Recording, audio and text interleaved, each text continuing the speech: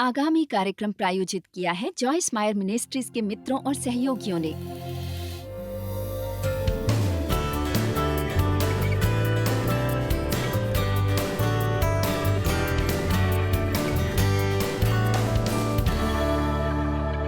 हमने अपने ऑफिस में एक निरीक्षण किया और उनसे पूछा। मैंने कहा, मैं जानना चाहूंगी कि लोग किस विषय पर शिक्षा सुनना चाहते हैं। मैंने कहा, कौन सी मुख्य चीजें हैं जिन पर आप शिक्षा सुनना चाहेंगे। कुछ सालों पहले की ये बात है और बहुत ही दिलचस्प, मेरा मतलब बहुत सी दिलचस्प बातें सामने आई, लेकिन एक चीज जो बहुत से लोगों ने दूसरी चीजों की अपेक्षा ज्यादा बताई, वो थी मैं जानना चाहता हूं कि मैं कब पर्याप्त कर रहा हूं। ये बहुत दिलचस्प है। कब मैं पर्याप्त प्रार्थना कर रहा हूं, कब मैं वचनों को पर्याप्त पढ़ रहा हूं, कब मैं पर्याप्त अच्छे काम कर रहा हूं, कब मैं पर्याप्त कर रहा हूं। मुझे डर है कि मैं पर्याप्त नहीं कर रहा हूं। क्या आप में से किसी के मन में ये विचार आते हैं हमेशा सोचते हुए, या आपको ये धुंधला डर है या ये छोटा शैतान आपके कंधों पर बैठता है, तो आप क्या करेंगे, क्या करेंगे, क्या करेंगे? आप क्या करेंगे? और ये हमें शरीर के कामों में डाल देता है। आपको प्रार्थना करने की आवश्यकता है जब तक आपका काम पूरा हो जाए। घड़ी के अनुसार प्रार्थना मत कीजिए। मत होने दीजिए कि कोई आपके चर्च में आकर या आप टीवी पर ऐसे किसी व्यक्ति को देखें जो अपनी गवाही बता रहा हो कि कैसे वो सुबह में 5 घंटे प्रार्थना करते हैं। आप ऊब जाएंगे और उदास, दुखी व्यक्ति बन जाएंगे। मैंने ऐसा करने की एक बार कोशिश की थी कि मैं हर दिन 4 घंटे प्रार्थना करूंगी। हमारे चर्च में एक मध्यस्थ आए थे और उन पर परमेश्वर की सामर्थ थी और मैंने सोचा, परमेश्वर की महिमा हो, मुझे वो चाहिए। परेशानी ये थी कि ऐसा करने के लिए वो अभिषेकित थी और मैं नहीं थी। मैंने हर उस चीज के बारे में प्रार्थना की जो मुझे पता था 2 या 3 बार प्रार्थना कैसे करते हैं, और अपनी घड़ी को देखा तो 5 मिनट बीत चुके थे। परमेश्वर दया करो। मुझे अपने कमरे से बाहर नहीं निकलना था, तो मैं फर्श पर लेट गई और सो गई।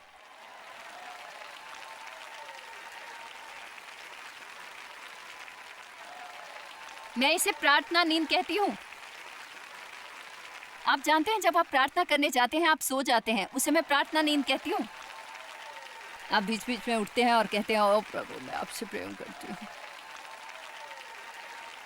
हाँ, मैं भी हर समय प्रार्थना नींद लेती हूँ।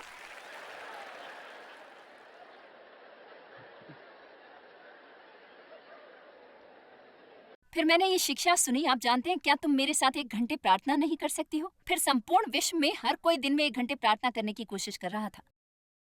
और ये बात मुझे चकित करती है कि हम उन चीजों के साथ आते हैं जो करने के लिए परमेश्वर हमें अभिषेकित करते हैं और फिर हम दूसरों को बताते हैं। मुझसे मत पूछिए कि कितनी देर तक प्रार्थना करनी चाहिए, मैं नहीं बताने वाली हूँ। मैं पूरे दिन बहुत प्रार्थना करती हूँ, मुझे कोई फर्क नहीं पड़ता। मैं अब चीजों को माप नहीं रही और गिन नहीं रही, और मैंने बहुत किया था ऐसा। मैं 1 वर्ष से बाइबल पढ़ो प्रोग्राम से जुड़ी थी, और 1 वर्ष में समाप्त करने के लिए आपको दिन में 6 अध्याय पढ़ने होते हैं। 2 नीति वचन में, 2 भजन संहिता में, 1 पुराने नियम में और 1 नए नियम में। अब मैं भूल गई कि नुस्खा क्या था। कुछ दिनों तक मैंने अच्छा किया और अपने कैलेंडर पर मार्क करती थी। हमारे पास एक कैलेंडर है, उस पर मार्क लगाते थे। बॉडी पर मार्क्स अच्छे लगते हैं।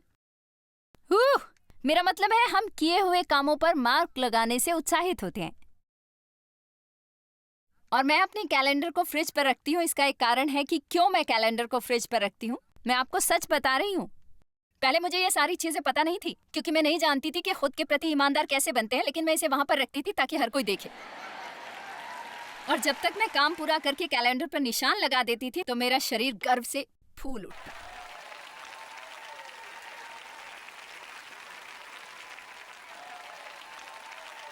दिन में 4 घंटे प्रार्थना करके और 1 वर्षीय बाइबल अध्ययन में पढ़ते हुए आप कैसे बेहतर नहीं हो सकते हैं, बताइए। थोड़े समय तक ऐसा चलता रहा, फिर मैं पीछे होने लगी और मैं लगभग 36 अध्याय पीछे हो गई थी, और मेरे कैलेंडर में से खाली जगह बन गई थी। और अब जब मैं उस कैलेंडर के पास से गुजरती तो ये मुझ पर दोष लगाता था। दोष।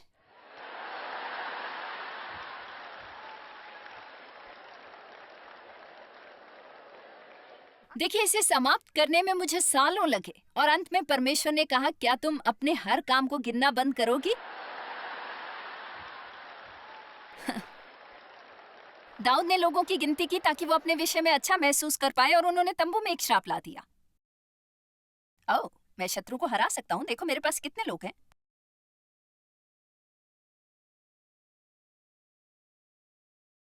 तो आपको डरने की जरूरत नहीं कि आप पर्याप्त नहीं कर रहे हैं, और सिर्फ यही नहीं, आप कभी भी पर्याप्त नहीं करेंगे।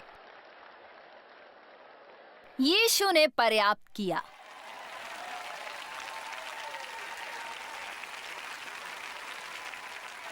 तो हम वो करते हैं जो करने के लिए आत्मा हमारी अगुवाई करता है। हम वो करते हैं जो करने के लिए हमें अभिषेकित किया गया है। हम दूसरों से अपनी तुलना नहीं करते, क्योंकि परमेश्वर सबको अलग तरीके से अभिषेकित करते हैं। आप समझ गए ना?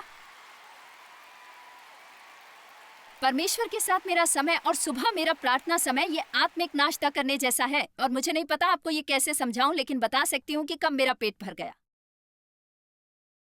कभी कभी मुझे 2 घंटे खाना पड़ता है, कभी कभी 30 मिनट, कभी कभी 45 मिनट, लेकिन मैं बता सकती हूँ कब मैं तृप्त हो गई। और जब मैं तृप्त महसूस करती हूँ तो मैं महसूस करती हूँ संतुष्ट और दिन के लिए तैयार। लेकिन आत्मिक नाश्ता किए बिना मैं घर से बाहर नहीं जाती, क्योंकि मैं जानती हूँ उनके बिना मैं कुछ नहीं कर सकती हूँ। मुझ में कमजोरियां हैं, मुझे परमेश्वर के सामर्थ्य की जरूरत है। मैं असिद्ध हूँ तो मुझे जरूरत है कि सिद्ध मेरे द्वारा हमेशा कार्य करें। मुझे अपने हर काम को गिनने की जरूरत नहीं। असल में मुझे लगता है इससे परमेश्वर को ठेस पहुंचती है।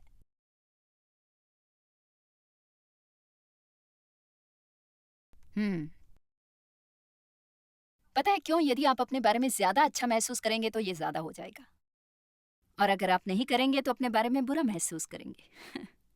मैं नहीं कहती कि लक्ष्य तय करना गलत है। आप जानते हैं, यदि आप एक लक्ष्य तय करना चाहते हैं तो मैं हर दिन 30 मिनट प्रार्थना करूंगा, लेकिन शरीर में प्रार्थना मत कीजिए।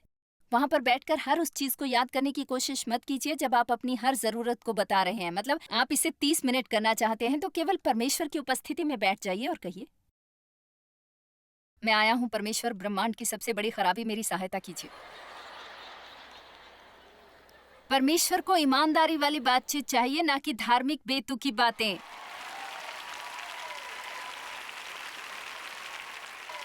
यीशु ने अपनी जान इसलिए नहीं दी कि हमारे पास एक धर्म हो, वो मरे ताकि हम उनके साथ एक घनिष्ठ व्यक्तिगत मैत्रीपूर्ण संबंध में हो। घनिष्ठता। जीवन वास्तविक है, परेशानियां वास्तविक हैं। अपने वास्तविक जीवन में यीशु को ले आइए, केवल चर्च जीवन में ही नहीं। हालेलुया।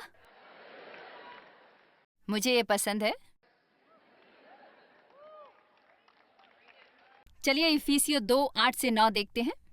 इस वचन को हम उद्धार के लिए इस्तेमाल करते हैं, लेकिन हमें अपने जीवन के हर क्षेत्र में इसे लगाने की जरूरत है, क्योंकि विश्वास के द्वारा अनुग्रह ही से तुम्हारा उद्धार हुआ है, और ये तुम्हारी ओर से नहीं वरन परमेश्वर का दान है। विश्वास के द्वारा अनुग्रह ही से तुम्हारा उद्धार हुआ है, और ये तुम्हारी ओर से नहीं वरन परमेश्वर का दान है। विश्वास के द्वारा अनुग्रह ही से तुम्हारा उद्धार हुआ है, और ये तुम्हारी ओर से नहीं वरन परमेश्वर का दान है। और ये तुम्हारी ओर से नहीं वरन परमेश्वर का दान है, और न कर्मों के कारण, ऐसा ना हो कि कोई घमंड करे। हमें ऐसे जीने की जरूरत है। नंबर 5, इस बात का डर कि कोई मेरा फायदा ना उठा ले। मुझे अब भी थोड़ा बहुत इसका सामना करना पड़ता है। परमेश्वर हमें दीन और दयालु बनने के लिए कहते हैं, लेकिन अक्सर हम डरते हैं कि हम इस तरह से व्यवहार करेंगे तो लोग हमारा फायदा उठाएंगे। हम डरते हैं कि वे हमारा फायदा उठाएंगे। पत्रस 5-6 कहता है, इसलिए परमेश्वर के बलवंत हाथ के नीचे दीनता से रहो, जिससे वो तुम्हें उचित समय पर बढ़ाए। दया कमजोरी नहीं, लेकिन ये नियंत्रण में सामर्थ है। मेरा व्यवहार हमेशा ऐसा था, आप मुझसे ऐसे बात नहीं करेंगे, आप वैसे व्यवहार नहीं करेंगे। मुझे नहीं पता था कि परमेश्वर का इंतजार कैसे करना है ताकि वो मेरा बचाने वाला बने। मैं सुनिश्चित करना चाहती थी कि मैं अपने लिए ले लूं, क्योंकि जीवन में मेरे साथ बुरा बर्ताव हुआ था, और मैंने खुद से वादा किया था कि कोई भी मुझे दोबारा दबा नहीं पाएगा। कभी कभी ऐसे वादों के कारण आप कठिन समय से गुजरते हैं संबंधों में। आपको इस प्रकार की सोच से सावधान रहना है। मुझे लोगों पर भरोसा करने से डर लगता है। आप किसी पर भरोसा नहीं कर सकते हैं। लेकिन मैं आपको ये बताऊं, आपको इस बात से डरने की जरूरत नहीं कि लोग आपका फायदा उठाएंगे। कुछ लोग ऐसा करेंगे, लेकिन परमेश्वर है ना आपको बचाने के लिए, और वो उनसे निपट लेंगे जो आपका गलत इस्तेमाल करने की कोशिश करते हैं। परमेश्वर इससे निपट लेंगे।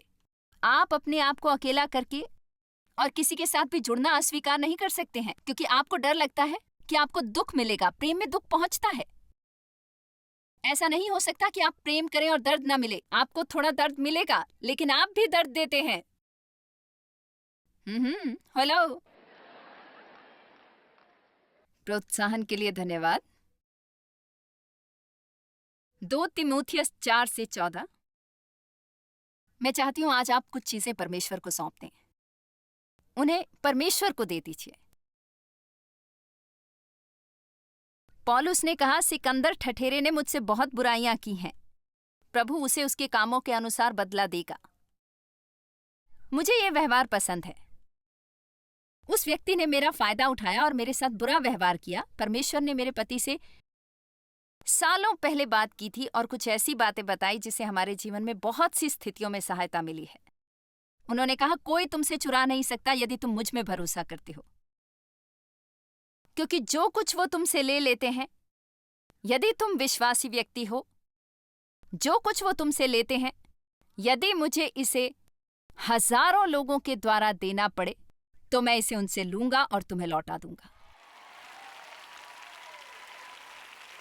और इसलिए देव और मैं अब गुस्सा नहीं करते। यदि हम किसी चीज की मरम्मत करवाते हैं और वे इसे सही तरीके से नहीं करते हैं, वे वापस आकर इसे सुधारते नहीं हैं, मतलब हम वो सब करते हैं जो कर सकते हैं, आक्रामक होते हैं ताकि वे वापस आकर अपने उत्तरदायित्व को ठीक से पूरा करें। लेकिन यदि वे ऐसा नहीं करते तो हम कहते हैं, ठीक है, हम उदास नहीं होंगे, इसे परमेश्वर पर छोड़ दीजिए, वे हमसे चुरा नहीं सकते। परमेश्वर, हम आप पर भरोसा करते हैं। मैं आपको उत्साहित करना चाहती हूँ कि ऐसा करना शुरू कर दीजिए। लोग आपसे चुरा नहीं सकते। आपके पास ऐसा व्यवहार है, आप कह सकते हैं, परमेश्वर वे मुझसे चुरा नहीं सकते, क्योंकि आप इसे उनसे ले लेंगे और किसी न किसी तरह मुझे लौटा देंगे। आप मेरे बचाने वाले हैं।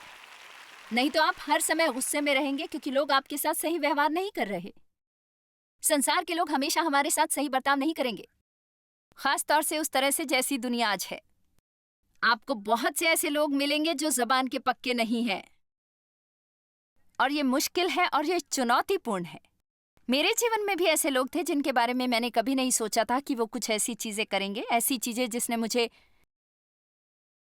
और पहली चीज जो आपके दिमाग में आती है, मेरे दिमाग में भी आती है, आप किसी पर भरोसा नहीं कर सकते।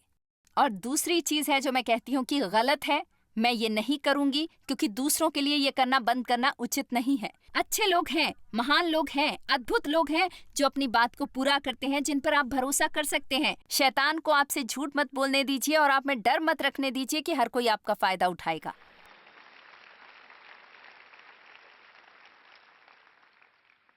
नंबर 6, शामिल होने का डर। आप जानते हैं, लोगों के साथ शामिल होने में अक्सर गड़बड़ हो जाती है और निराशा भी मिलती है। लोगों के साथ जुड़ना एक काम है। इसका अर्थ है उन मामलों में काम करना जो हमारी भिन्नता और गलतियों के कारण उत्पन्न होती है। और कभी कभी ये काम इतना बढ़ जाता है कि हमें महसूस होने लगता है कि हमें इसमें नहीं जुड़ना चाहिए। आपका धन्यवाद, मैं इसे अपने आप कर लूंगी। आपका बहुत बहुत धन्यवाद। इसका अर्थ है सामना करना, और हम इसे बहुत से ऐसा नहीं करेंगे। हम मामलों का सामना नहीं करना चाहते।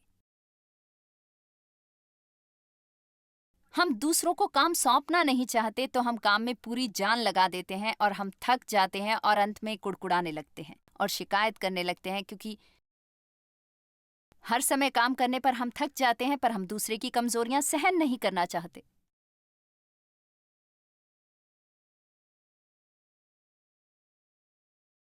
शायद वे उसे उस तरह ना करें जैसे हम करते हैं,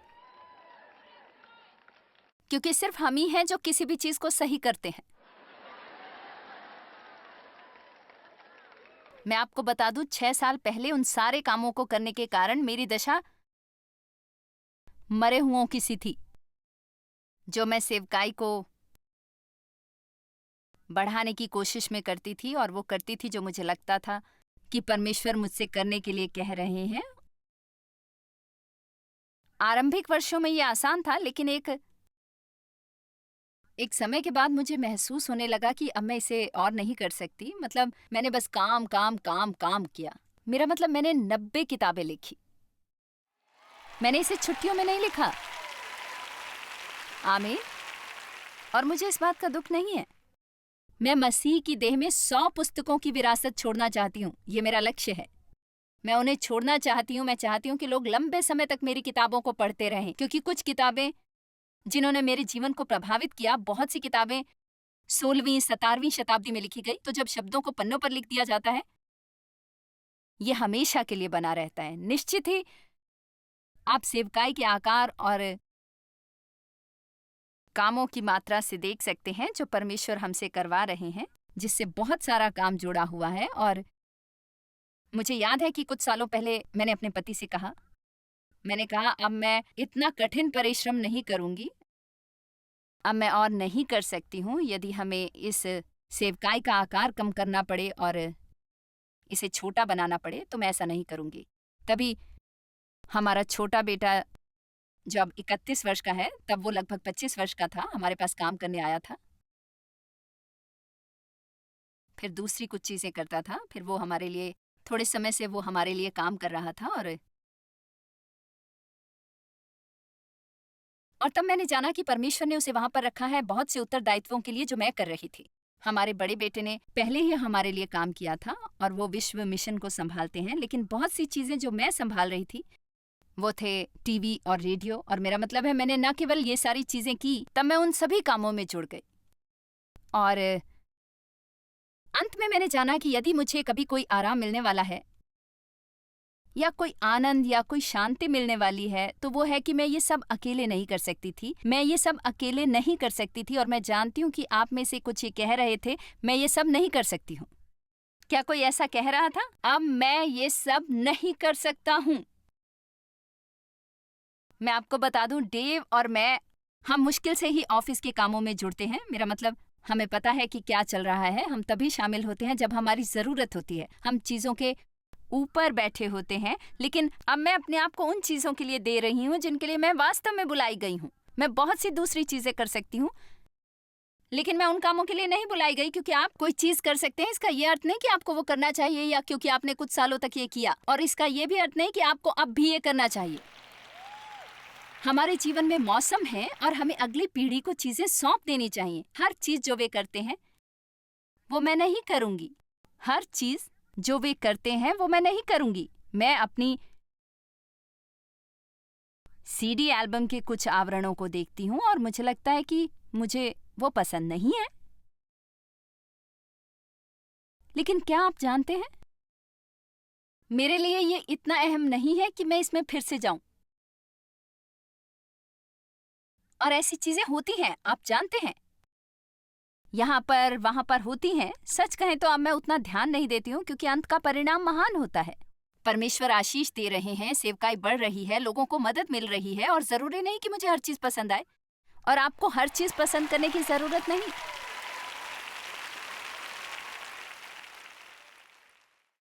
हम बोर्ड की सभा में थे और मुझे बहुत सी ऐसी चीजों को नजरअंदाज करने में परेशानी हो रही थी। बहुत बार हम चाहते हैं कोई काम करे और हम उसे बताना चाहते हैं कैसे करना है। आप लोगों को उत्तरदायित्व नहीं दे सकते यदि आप उन्हें अधिकार नहीं दे सकते। और जब आप उन्हें अधिकार दे देते हैं तो इसका अर्थ है कि आपको पीछे हटना होगा और कुछ चीजों से दूर रहना है। आप हर चीज को उठाकर मार नहीं सकते। और हम पत्रिका के लिए रंगों के बारे में बात कर रहे थे और वे कुछ रंगों का इस्तेमाल करना चाहते थे जो मुझे पसंद नहीं थे। मेरे बेटे ने कहा, ठीक है, कुछ लोगों को पसंद है। मैंने कहा, मुझे पसंद नहीं। उसने कहा, ओह माफ कीजिए, मुझे नहीं पता था आप अपनी सेवकाई करने के लिए बुलाई गई हैं।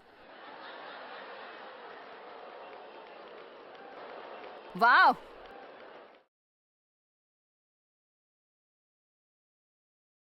क्योंकि मैंने कहा था यदि मुझे ये पसंद नहीं तो ये छपने नहीं जाएगा। माफ कीजिए, मुझे नहीं पता था आप अपनी सेवकाई करने के लिए बुलाई गई हैं। मुझे इसकी जरूरत थी और केवल वही ये बता सकता था। और वो बिल्कुल सही था। जरूरी नहीं मुझे हर चीज पसंद आए। हर कोई आपकी तरह नहीं, हर कोई चीजों को उस तरह नहीं करेगा जैसा आप करते हैं। तो या आप गुस्सा हो सकते हैं या मदद ले सकते हैं। चलिए, अब ये एक बेहतर प्रचार है।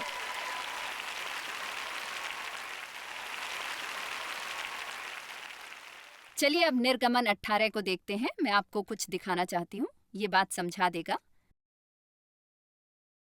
ये देखकर कि मूसा लोगों के लिए क्या क्या करता है, उसके ससुर ने कहा, ये क्या काम है जो तू लोगों के लिए करता है? क्या कारण है कि तू अकेला बैठा रहता है? ये अलग नहीं होगा यदि मैं आपकी तरफ देखकर कहूं, आप सब कुछ अकेले क्यों कर रहे हैं? आप अकेले क्यों बैठे हैं? आप अकेले क्यों बैठे हैं? ऊपर वचन को दिखा सकते हैं। लोग भोर से सांझ तक तेरे आसपास खड़े रहते हैं। मूसा ने अपने ससुर से कहा, इसका कारण यह है कि लोग मेरे पास परमेश्वर से पूछने आते हैं। लोग क्यों चाहते हैं कि मैं ही सब कुछ करूं? हर कोई मुझसे फोन पर बात करना चाहता है, हर कोई चाहता है मैं इसे करूं। मैं नहीं कर सकता और मैं नहीं करूंगा। और हर कोई आपके परिवार में, आपके सभी मित्र, जो लोग आप पर निर्भर हैं, हो सकता है कि आप उनके लिए सब कुछ करते थे और वे कह रहे हैं, मैं चाहता हूं कि आप ये करें। अब देखिए, मूसा को देखिए। जब जब उनका कोई मुकदमा होता है, तब तब वे मेरे पास आते हैं और मैं उनके बीच न्याय करता और परमेश्वर की विधि और व्यवस्था उन्हें समझाता हूं। बहुत बार हम ऐसा करते हैं, हर कोई मेरे पास आता है, मुझे अच्छा लगता है जब हर कोई मेरे पास आता है। मूसा के ससुर ने उसे कहा, जो काम तू करता है वो अच्छा नहीं। इससे तू क्या, वरन ये लोग जो भी तेरे संग हैं निश्चय थक जाएंगे। और ऐसा ही होता है। मैं विश्वास करती हूँ कि परमेश्वर हर व्यक्ति को ऐसे लोग देता है जिनकी उन्हें जरूरत है वो करने के लिए, जो परमेश्वर ने उन्हें करने के लिए बुलाया है। मैं आपको वो सारी चीजें बता सकती हूँ जो हमारी सेवकाई में हो रही हैं। मतलब आपसे ईमानदारी से कहूँ तो प्रचार करने और लिखने और सिखाने और प्रार्थना करने के अलावा मैं इसमें से थोड़ा ही काम करती हूँ, क्योंकि परमेश्वर ने मुझे ऐसे काम करने वाले लोग दिए हैं। और परिवार में भी परमेश्वर आपको वो देता है जो आपको उस परिवार में जरूरत है। आप में से कुछ महिलाएं सब कुछ संभाल रही हैं और आप अपने पति को उसमें से थोड़ा काम दे सकती हैं, पर साथ ही आपको अधिकार भी देना होगा उसके साथ। पर मुझे तो अभी ये सारा काम करना है। ठीक है, हमारे पास उन सब चीजों के लिए समय नहीं। खुश है ना कि अभी मेरे पास भी समय नहीं? पता है, हम चाहते हैं कि हमारे पति घर के आत्मिक प्रधान बने जब तक कि वे कुछ अधिकार लेना ना चाहें। ओह, जाकर बस लेट जाइए और लेट कर थोड़ा टीवी देखिए। मैंने सोचा तुम बिलों का भुगतान करने वाले हो, पर तुम मुझे अब बता रहे हो मैं किन चीजों पर पैसे खर्च कर सकती हूँ और किन पर नहीं। मैं आपको बता दूं, आज मुझे यहाँ बहुत मजा आ रहा है।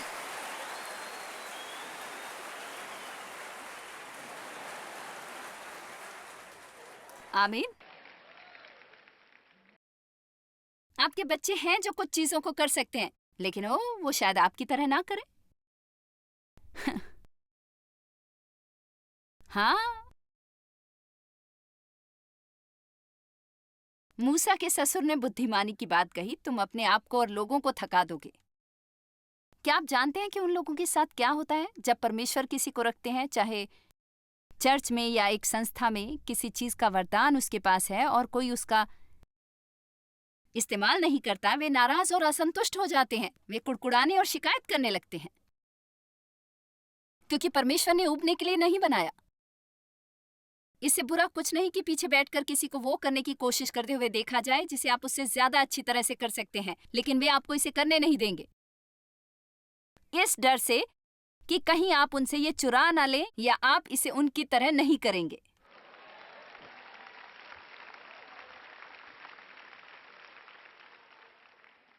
यदि आप शामिल होते हैं तो आपको डरने की जरूरत नहीं है कि आपको चोट पहुंचेगी। ऐसा होगा। आपको ये पसंद नहीं है, लेकिन आप इससे बच जाएंगे और आप बढ़ेंगे और आप सीखेंगे और आप सुधरेंगे और आपको मदद मिलेगी।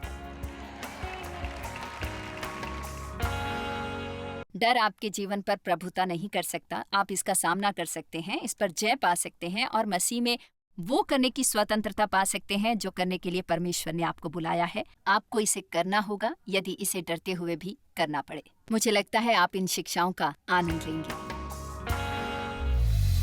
जॉयस मायर मिनिस्ट्रीज में आप हमारे लिए बहुत ही कीमती हैं, जितना कि आप जानते हैं। हम आपकी सराहना करते हैं और इस सेविकाई को दुनिया भर में संभव बनाने के लिए हम अपने दोस्तों और सहभागियों को धन्यवाद देते हैं। हम साथ मिलकर भूखों को खाना खिलाते हैं, गरीबों को कपड़े देते हैं और कई देशों में सुसमाचार बांटते हैं। अपना प्रार्थना निवेदन भेजने के लिए कृपया आज ही संपर्क कीजिए। हमारे स्रोतों के बारे में और भी जानिए।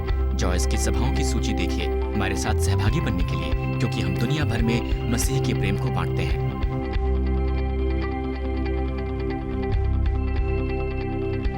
इसका खर्च उठाया है जॉयस मायर मिनिस्ट्रीज के मित्रों और सहयोगियों ने।